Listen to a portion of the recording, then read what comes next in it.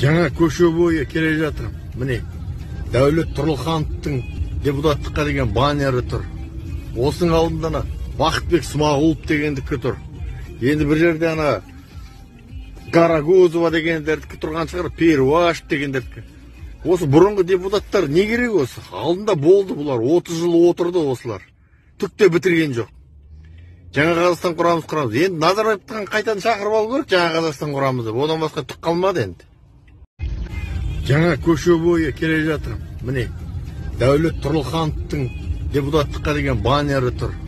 Осының алдында Бақытбек Смағұлов дегендікі тұр.